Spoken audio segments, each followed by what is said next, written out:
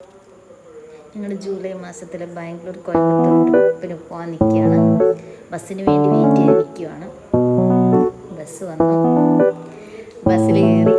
ഞാനാണ് കേട്ടോ നിൽക്കുന്നത്. ഞങ്ങൾ 2-3 പേരുണ്ട്.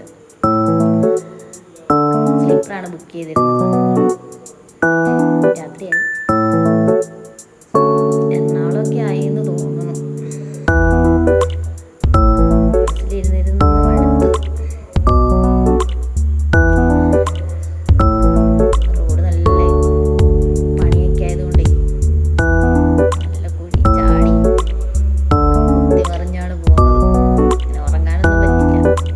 പാലക്കാടൊക്കെ കഴിഞ്ഞ് കഴിഞ്ഞാൽ കുറച്ചെങ്കിലും ഉറങ്ങാനൊക്കെ പറ്റും. അതുവരെ റോഡ് ഭയങ്കര മോശമല്ലേ. പിന്നെ ആലപ്പുഴ ചെന്ന് ഫുഡ് കഴിക്കാൻ നിർത്തി. എല്ലാം ഒന്നും എടുക്കാൻ പറ്റിയില്ല. കുറച്ച് ഭാഗങ്ങളൊക്കെ വീഡിയോസ് ആയിട്ട് ജസ്റ്റ് നിങ്ങളിലേക്ക് എത്തിക്കാൻ നോക്കി എടുത്താണ്.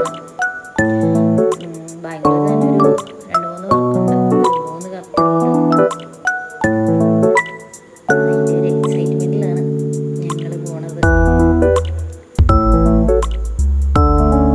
പിന്നെ ബാംഗ്ലൂർ കഴിഞ്ഞിട്ട് കോയമ്പത്തൂരുണ്ട്, ഈറോഡുണ്ട്. അതെല്ലാം കുറേ വർക്കുണ്ട്. ഒരാഴ്ചത്തെ ട്രിപ്പാണ്. അങ്ങനെ ബാംഗ്ലൂർ എത്തിയപ്പോഴത്തേക്കും ടാക്സിക്കാരെല്ലാം കൂടെ നമ്മളെ വളഞ്ഞിട്ട് പിടിക്കുകയാണ്. അവിടെ റൂംസ് ഉണ്ട്, ഫ്രഷപ്പ് ആകാം, അങ്ങോട്ട് പോകാം ഇങ്ങോട്ട് പോകാം എന്ന് പറഞ്ഞ് അവർ വിടൂല. പുറകെ വരുവാണ്. നമ്മളെ ഇടം വലം തിരിയാനായിട്ട് സമ്മതിക്കില്ല. ഞങ്ങളൊരു ചായ കുടിക്കാൻ ഇങ്ങനെ ആലോചിച്ചിട്ട് എന്താ ചെയ്യേണ്ടതെന്ന് ആലോചിച്ചിങ്ങനെ നിന്നിട്ട് ചായ കുടിക്കാൻ പോകാം. ഞങ്ങൾ അവിടെ നിന്ന് നടന്നു ചായ കുടിക്കാനായിട്ട് ചെറിയ ഷോപ്പിലേക്ക് പോയി. ചായയൊക്കെ കുടിച്ചു. ചായ കുടിച്ച് കഴിഞ്ഞിട്ട് ഒരു ടാക്സിയിൽ കയറി ലൊക്കേഷനിലേക്ക് പോവാണ്. ബാംഗ്ലൂർ ചെന്ന് കഴിഞ്ഞാണ് കേട്ടോ ഇലക്ട്രിക് ബസ്സൊക്കെ ആദ്യമായിട്ട് കാണുന്നത്. നമ്മുടെ നാട്ടിലങ്ങനെ ഇലക്ട്രിക് ബസ്സൊന്നും ഇല്ലല്ലോ. കുറേ ദൂരം ഉണ്ടായിരുന്നു. ഫസ്റ്റ് ഒരു വർക്ക് കഴിഞ്ഞിട്ടാണ് ഞങ്ങൾ ഫസ്റ്റ് 2 വർക്ക് കഴിഞ്ഞിട്ട് 3ാമത്തെ വർക്കിന് പോകട്ടോ. അതിൻ്റെ ഇടയ്ക്കത്തെ വീഡിയോസ് ഒന്നും എടുക്കാൻ പറ്റില്ല. കാരണം അത്യാവശ്യം നല്ല യാത്രയൊക്കെ ചെയ്ത് നല്ല ടയേർഡായിട്ടാണല്ലോ ബാംഗ്ലൂർ എത്തി. നൈറ്റ് അല്ലായിരുന്നു. നല്ല രീതിയിൽ ഉറങ്ങാനൊന്നും പറ്റിയില്ല. ആ വീഡിയോസൊന്നും എടുക്കാൻ പറ്റില്ല. കുറേയൊക്കെ ഓട്ടോയിൽ നമ്മൾ കയറിയപ്പോൾ തൊട്ടേ ഡ്രൈവർ ഭയങ്കര ഫോണിൽ ഫുൾ ടൈം സംസാരമാണ്. പിന്നെ പുള്ളി പറയണത് നമുക്ക് മനസ്സിലാകാത്തതുകൊണ്ട് നമ്മൾ പറയുന്നത് പുള്ളിക്ക് മനസ്സിലാകാത്തത് പ്രശ്നമൊന്നുമില്ല. നല്ല ദൂരം ഉണ്ടായിരുന്നു. കുറേ ഒരു 10-13 കിലോമീറ്ററോളം ഉണ്ടായിരുന്നു. നമ്മൾ 2 വർക്ക് കഴിഞ്ഞിട്ട് അടുത്ത ലൊക്കേഷനിലേക്ക്. നല്ല തിരക്കും കാര്യങ്ങളൊക്കെ ആയിരുന്നു.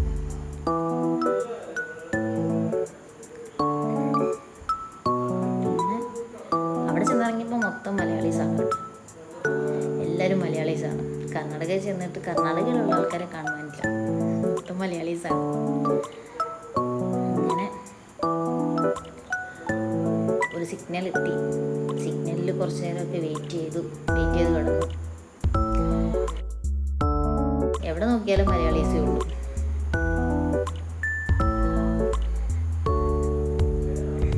നല്ല അടിപൊളി പെൺപിള്ളേരൊക്കെ ഉണ്ട്. എല്ലാവരും നമ്മളെ നോക്കുന്നൊക്കെ ഉണ്ട്. വീഡിയോസ് എടുക്കുന്ന കണ്ടിട്ട് നോക്കുന്നുണ്ട്. പിന്നെ കുറേ പേരൊക്കെ നമ്മളെ വന്ന് കണ്ടിട്ട് വീഡിയോസ് കണ്ടിട്ട് നമ്മളോട് വന്ന് സംസാരിച്ചു. അത് കണ്ടപ്പോൾ ഭയങ്കര സന്തോഷം കേട്ടോ. കുറേ പേരൊക്കെ നമ്മളെ അറിയുന്നുണ്ടല്ലോ. പിന്നെ അവിടുന്ന് ഞങ്ങൾ യാത്ര തിരിച്ചു. സിഗ്നലിൽ കിടന്നിട്ട്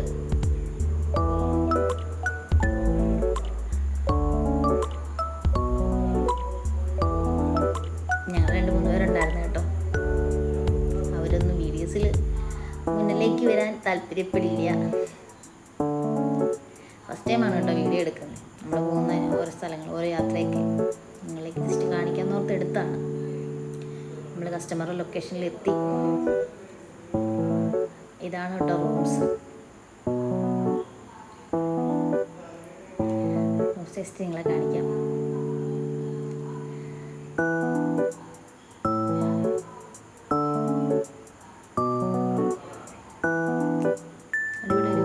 നല്ല അടിപൊളി ക്യൂട്ടായിട്ടൊരു റൂമായിരുന്നു.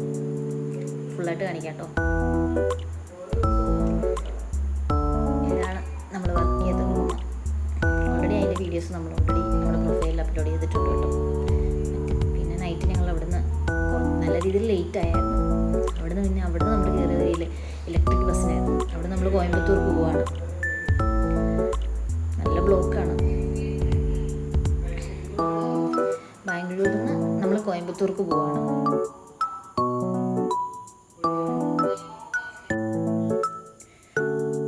നല്ല ബ്ലോക്ക് ബസ് നിരങ്ങിയാണ് പോകുന്നത്. കാരണം നല്ല ബ്ലോക്കായിരുന്നു. അത് കഴിഞ്ഞ് പിന്നെ ബസ് ചാർജ് ചെയ്യാൻ വേണ്ടി ചാർജിങ് സ്റ്റേഷനിൽ ചെന്നിരിക്കണം. അവിടെ കുറേ നേരം, ഒരു 1/4 മണിക്കൂറോളം അവിടെ നിന്നു. നല്ല സ്പോട്ടാണ് കേട്ടോ.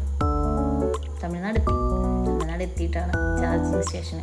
പിന്നെ അവിടെ ചെന്ന് ഞങ്ങൾ വെള്ളമൊക്കെ വാങ്ങി എന്നിട്ടിങ്ങനെ വെയിറ്റ് ചെയ്തിരിക്കുകയാണ്.